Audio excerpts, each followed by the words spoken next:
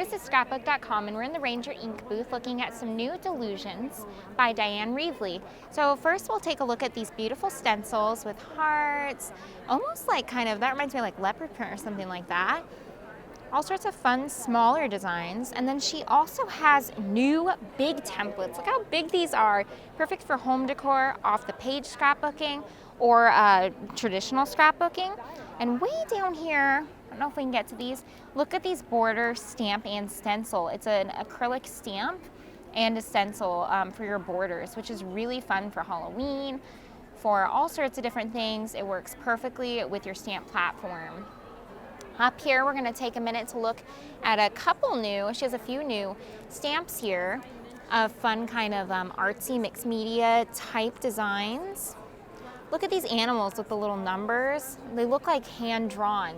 You had some beautiful hand-drawn detailing, quote unquote, that's actually a stamp. I don't care that you don't care that I don't care. That's funny.